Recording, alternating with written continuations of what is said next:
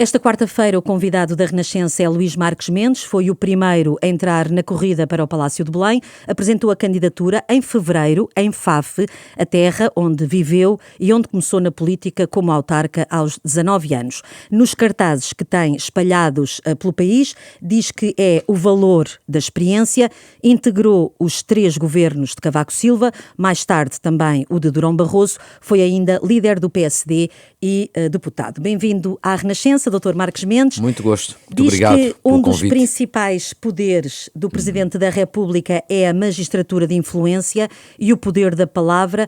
O facto de politicamente estar mais próximo do governo, aliás, tem o apoio do PSD e do Primeiro-Ministro, vai facilitar esta tarefa da influência? Nem vai facilitar, nem vai dificultar. É um dado apenas objetivo. De resto, se reparar, isto não tem sido dito, mas talvez seja útil dizê-lo, a situação do ponto de vista político não vai mudar relativamente à situação que existe hoje. Hoje, dá ano e meio a esta parte, Presidente da República e Primeiro-Ministro são da mesma família política. E daí não veio mal ao mundo.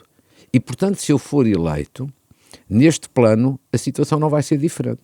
Pode mudar no estilo, porque o meu estilo é diferente do de Marcelo Rebelo de Sousa, mas do ponto de vista de Presidência da República, família política e Primeiro-Ministro, família política, a situação vai ser igual. Nem percebo qual é a dúvida. E, Os seus portanto, adversários isto mostra... dizem que é o candidato do governo. Porque é campanha? Mas os meus adversários têm que, evidentemente, me criticar. Estão um pouco atrás de mim nas sondagens e é natural que critiquem e eu respeito isso. Mas, como aqui se vê por este exemplo, não tem razão. Há ano e meio que a mesma família política detém o Presidente da República e o Primeiro-Ministro. E, portanto, se eu for eleito, é apenas substituir Marcelo Rebelo de Sousa por Luís Marques Mendes. Não muda do ponto de vista dos equilíbrios políticos. Insisto, pode mudar o estilo. Eu sou mais contido que Marcelo Rebelo de Sousa a falar. Eu sou talvez, digamos assim, mais sóbrio, mais discreto. Mas do ponto de vista da independência é a mesma coisa. Eu serei um Presidente da República com a experiência que tenho, com independência, já provei ao longo de 12 anos de comentários ser uma pessoa independente e com a capacidade de fazer entendimentos. Mas deixemos desta ideia dos ovos no mesmo cesto, porque hoje a situação existe, vai-se manter.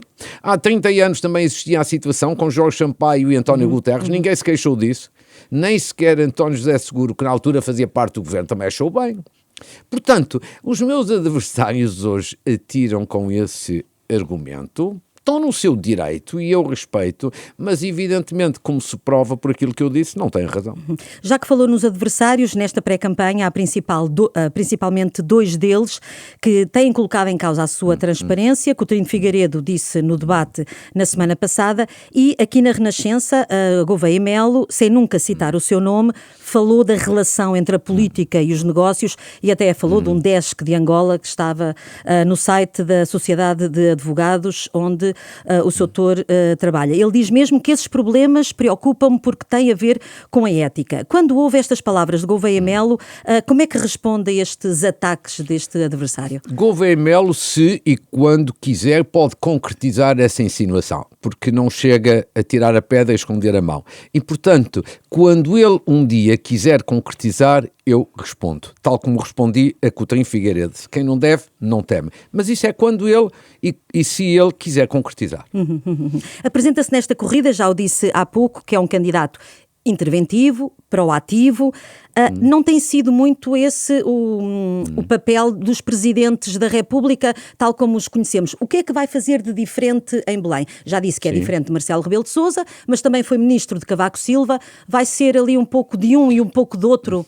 Não vou ser uma rainha de Inglaterra. Não, isso não vou. Vou ser um presidente da República interventivo, mas interventivo dentro dos poderes presidenciais. E dir-lhe-ia rapidamente interventivo em 5 direções, muito simples. Primeiro, um Presidente da República muito interventivo a apelar à ambição nacional. O país tem que crescer, o país tem que se desenvolver, mais do que tem sido até o momento. Segundo, um Presidente interventivo no domínio social, Ou seja, a puxar pelas questões sociais. Eu hei de fazer como Presidente da República aquilo que eu chamo o roteiro dos mais vulneráveis, dos idosos, dos pensionistas, dos reformados, dos deficientes, dos sem-abrigo. Em terceiro lugar, um Presidente mais interventivo também do ponto de vista da atitude no plano da economia que tem implicações no social. Nós temos que distribuir riqueza, sim, mas também temos que criar riqueza, produzir riqueza, porque não se pode distribuir a riqueza que não existe. Quarto, um Presidente da República muito interventivo perante os jovens. Porque os jovens têm problemas no alojamento estudantil, têm problemas na habitação, têm problemas na ação social escolar e têm problemas de salários que os leva a sair para o estrangeiro. E eu quero ajudar a resolver estas questões e acrescento. Sou mesmo o único candidato que vai dar voz forte aos jovens, nomeando um jovem para o Conselho de Estado. Porque é um jovem que vai ter a oportunidade de representar os jovens no Conselho de Estado e esse órgão é importante. Finalmente, interventivo também na defesa da estabilidade. Porque não há nada disto que acabei de referir. Não há ambição, não há apoio social, não há criação de riqueza, nem há melhores condições para os jovens se não houver estabilidade. E nós não podemos ter eleições de ano em ano ou 2 em 2 anos. São 5 áreas em que eu vou ser, de facto, dentro dos poderes presidenciais, mais interventivo do que é habitual. Pela palavra, pela magistratura de influência, por mensagens que vou enviar ao Parlamento, por algumas iniciativas que vou tomar em sede do Conselho de Estado e na sociedade civil. Dou-lhe aqui um exemplo. Combate à pobreza. Vai ser uma das áreas a que vou dar uma especial atenção. É certo que os números saídos na semana passada são bons e positivos. Nos últimos 20 anos houve uma redução. Mas ainda estamos a falar de 1.600.000 pessoas dentro, digamos assim, abaixo do limiar da pobreza. Isto é muita gente no país. E por isso eu vou dar uma atenção especial, como dizia o professor Carlos Farinha Rodrigues, que é um especialista nesta matéria, que eu ouvi, para colher as suas opiniões. Nós temos que fazer do combate à pobreza um grande desígnio nacional. Eu vou criar um fórum anual de combate à pobreza, para mobilizar governo, partidos da oposição, instituições da sociedade civil. A questão do combate à pobreza será uma questão essencial. Portanto, neste plano todo, com ideias concretas, não é com generalidades nem banalidade, eu serei um presidente mais interventivo do que é normal. Eu queria só recuar um pouco, porque falou também no sem-abrigo e nesta forte sensibilidade social que quer impor na Presidência da República. Em 2019, Marcelo Rebelo de Sousa prometeu retirar todas as pessoas que estão em situação de sem-abrigo das ruas até 2023. Veio a pandemia, mas o objetivo manteve-se. O que é que falhou? O que é que falhou para não termos conseguido, pelo menos, visivelmente? Isso não sei, não foi comigo. Não foi comigo e, portanto, eu não sei. Mas quer dizer que o Presidente da República tem um poder muito reduzido para influenciar? Não acho. Acho que o Presidente da República tem até um poder enorme. Tem um poder da palavra fantástico. Tem que usar nos momentos certos. Não pode banalizá-la, porque senão depois ela não tem eficácia. Segundo, tem o poder da magistratura de influência, sobretudo junto do Governo, porque tem todas as semanas a capacidade de reunir com o Primeiro-Ministro.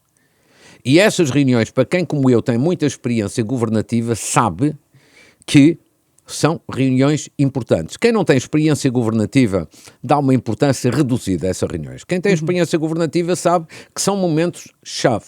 Terceiro, o Presidente tem uma oportunidade extraordinária, que não tem sido usada, de enviar mensagens ao Parlamento, colocar assuntos na agenda. Esta questão, por exemplo, da pobreza, não tem sido tratada, só é tratada quando saem a público os números e depois passa-se um ano inteiro sem falar. Mas vou-lhe dizer, eu, nos primeiros meses da minha atuação como Presidente da República, se for eleito, evidentemente, eu vou mandar uma mensagem ao Parlamento cujo título será Desafios Económicos e Sociais para os próximos 10 anos. Ou seja, nós temos que pensar em grande e agir com ambição. Nós temos que pensar nas questões do dia-a-dia, mas também nas questões de médio prazo. E devemos pensar numa perspectiva de planear com ambição. Isto não se faz normalmente em Portugal, mas tem que passar a ser feito. Eu tenho sempre a seguinte ideia. Não é porque as coisas sempre foram feitas de uma maneira que devem continuar a ser sempre feitas da mesma maneira. Não, nós devemos inovar. E eu quero inovar, introduzir energia, apostar aqui em novas formas criativas de intervenção e de participação. Por isso esta questão dos jovens. Quer dizer, alguns dos meus adversários desvalorizam esta questão dos jovens. E depois, quando eu falo com os jovens, eles ficam felizes com a ideia. O que significa que estes meus adversários são completamente desfasados da realidade. Portanto, integrar um jovem na... O Presidente Conselho Marcelo de Rebelo de Estado, Sousa. o Conselho de Estado tem esta importância que nunca ninguém refere. É o único órgão em Portugal em que estão sentados ao mesmo tempo os principais decisores políticos. Presidente da República, Primeiro-Ministro e líder da oposição. Não existe em órgão nenhum. O que significa que é uma grande oportunidade para sensibilizar os vários agentes políticos que decidem, os principais, para E pondera também os anseios e para as convidar alguém ambições das da juventude. autarquias, do poder local, poderá ser também uma Ouça, ideia? não sei. Isso não. A única discriminação positiva, a única, digamos assim, alteração positiva que quis destacar é a dos jovens. Porquê? Porque eu acho que os jovens passam a vida e bem a reivindicar maior participação e, portanto, é preciso dar-lhes essa oportunidade. Insisto, o desfazamento entre os meus adversários e os jovens está nisto. Mas eu também não levo a mal. Eu vejo estas coisas todas com enorme desportivismo. Quer dizer, os meus adversários acham que não tem importância nenhuma. Os jovens aplaudem a minha ideia. Estamos a gravar esta entrevista na véspera da reunião entre a Ministra do Trabalho e a UGT. O senhor foi, aliás, o primeiro a apelar ao Governo para não afastar a UGT desta negociação. Acredita que depois desta greve geral vai haver espaço para a negociação? Acredito. E a prova provada é a reunião desta semana. A greve aconteceu na quinta-feira passada e ontem mesmo, terça-feira, já houve uma primeira reunião. Aqui outras se hão de seguir. O que significa que a greve não bloqueou as negociações. Mas A foi greve... um empurrão. Como? Foi um empurrão para as negociações, Não, ou não? repare, eu tenho para mim o seguinte. A UGT saiu fortalecida desta greve. Saiu fortalecida. Com maior capacidade negocial. A UGT pode, neste momento, chegar às negociações com o Governo, que devem demorar semanas ou até meses, e a UGT tem uma capacidade negocial mais forte do que tinha. E eu acho que isso é bom. Porque acho que é bom que a Central Sindical Democrática, que já deu grandes sinais de sentido de responsabilidade, tenha capacidade negocial. E, portanto, tudo isto só se vai resolver, na minha opinião, com uma negociação ampla. Por isso, é que eu já disse, e volto a repetir, que acho que as três partes em negociação, entidades patronais, sindicais e governo, deviam pensar num acordo mais amplo. Não apenas pacote laboral, mas também produtividade, como é que se distribuem os ganhos de produtividade, salários, objetivos quantificados e calendarizados em matéria de aumento de salários, formação profissional, até, eventualmente, algumas alterações no domínio fiscal. Porque se for um acordo mais amplo, é mais fácil de negociar. É isso. Mas é tirar de um lado para pôr do outro? É o equilíbrio. A palavra-chave nestas negociações é a palavra equilíbrio. Equilíbrio. Tem de haver equilíbrio em tudo, porque uma empresa não são só os acionistas e os gestores, são os trabalhadores. E, portanto, a lei não pode ser desequilibrada. E, se houver outras matérias, evidentemente que o equilíbrio é mais fácil, porque consegue-se uma vantagem aqui, compensa acolá, e, portanto, parece-me que esta ideia que eu tive deve ser encarada pelos parceiros sociais. Num primeiro momento, talvez eles ainda não tenham pensado a sério nesta ideia, mas estou convencido que mais tarde vai ser inevitável. Se esta tem apelado ao Governo para não deixar o Partido Socialista de fora das matérias mais importantes, fez isso com a Lei da Nacionalidade, apelou no final do verão para que o Governo procurasse um entendimento com o Partido Socialista e neste caso das leis laborais, entendia também que seria benéfico um entendimento no Parlamento com o Partido Socialista? Vamos por partes. Não, a minha prioridade não é essa. Não. A minha prioridade nas leis laborais é um acordo na concertação social. Essa, para mim, é a prioridade das prioridades. E deve haver esse acordo antes de ir para o Parlamento? Com certeza. Okay. É essencial para que isso tem que ser antes, isso tem que ser antes. Ou seja, é por isso que estão a decorrer as negociações. A concertação social, para mim, é uma questão essencial. E é uma questão essencial nos tempos modernos. Não é nesta matéria, é em todas as matérias de política de rendimentos, em matéria de salários, em matéria de formação profissional. A concertação social é, no fundo, governar em parceria com os empregadores e em parceria com os sindicatos. Claro que a CGTP não adere, do modo geral, a decisões nesta matéria, mas a UGT tem-no feito. E eu acho que isto é que é importante, nós temos que desenvolver a concertação social. A partir daí, acho que o diálogo e a negociação no Parlamento são bastante mais fáceis. Portanto, a minha prioridade neste momento não estou a pensar no Parlamento, estou a pensar na concertação social. Há um outro tema que também até lançou no último debate que tem a ver com a distribuição dos jornais.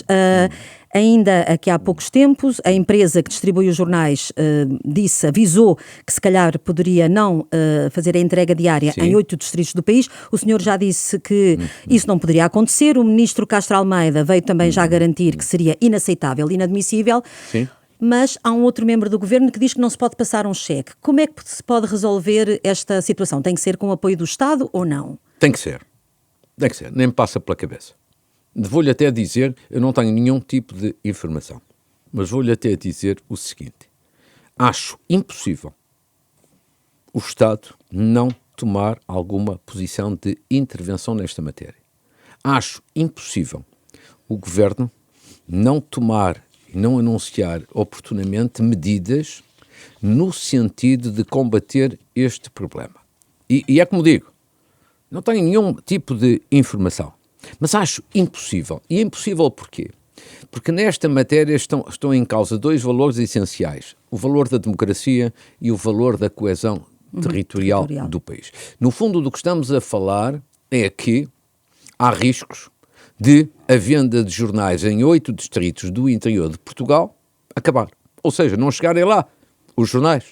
Estamos a falar dos jornais em papel. Ora, isto é absolutamente inqualificável.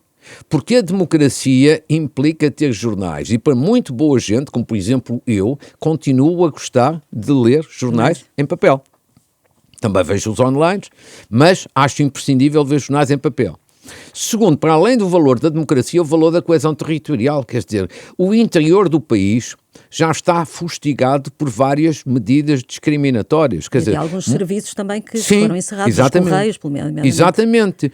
Serviços dos Correios foram encerrados, tribunais foram encerrados, algumas escolas, alguns centros de saúde, em alguns concelhos do interior. Portanto, o interior está a perder permanentemente serviços. Agora vai perder também um elemento importante, como é a distribuição de jornais. Está em causa o valor da coesão territorial. E por isso, você citou o ministro Castro Almeida, que admitiu intervenção. Ele é um ministro com a área da coesão.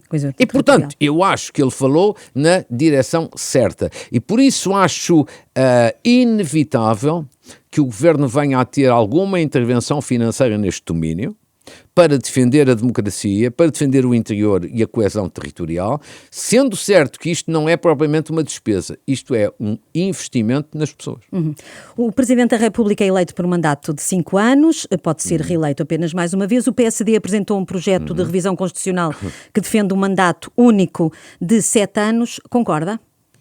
Quer dizer, eu pessoalmente sou favorável a manter a Constituição tal como está, na matéria de que tem a ver com o Presidente da República. Respeito outras decisões, até porque não é o Presidente da República que faz revisões da Constituição, mas eu acho que o modelo que está previsto na Constituição parece-me equilibrado. Eu, por mim, não mudaria. Mas como o Presidente da República não tem intervenção na revisão constitucional, eu limito-me, neste caso, a presenciar. Já disse que na Presidência da República que indigitaria um governo do Chega, apenas com garantias constitucionais, e teria que ser um documento escrito, então teria que conhecer o programa de governo antes de indigitar o partido. Como é que isso iria funcionar? Basta conhecer o programa eleitoral.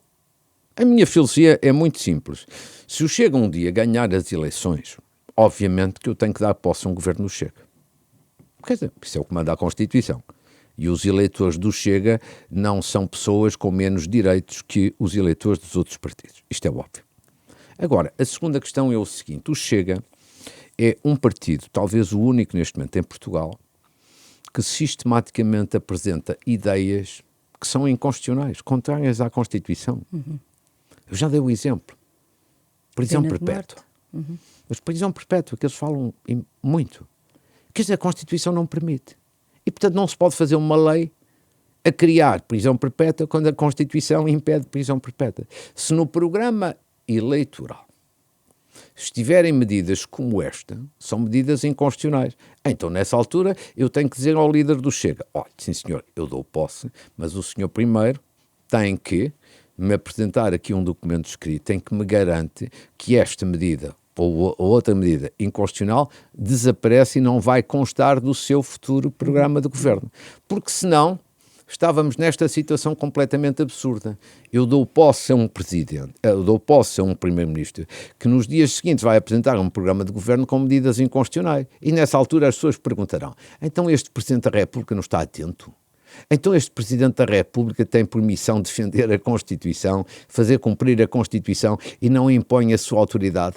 Portanto, quando eu digo isto, e sou o único candidato a fazê-lo, eu não estou a fazer isto para penalizar ninguém. Eu estou a fazer isto em defesa da Constituição porque esse é o meu dever. E eu acho que qualquer português que nos esteja a ouvir percebe isto da direita à esquerda. Nós podemos ter as ideias que tivermos, mas há uma coisa que todos estamos obrigados: cumprir e fazer cumprir a Constituição. E vai também sugerir ao Primeiro-Ministro a demissão de algum ministro quando estiver em causa as instituições ou quando existir um problema de ética? A questão dos ministros é, sobretudo, uma questão do Primeiro-Ministro. Em público, nunca farei avaliação de ministros e nunca pedirei a cabeça de nenhum ministro. Isso não se faz. Agora, as conversas privadas com o Primeiro-Ministro, de um modo geral, não têm limites e, portanto, é natural que todas as matérias possam ser tratadas.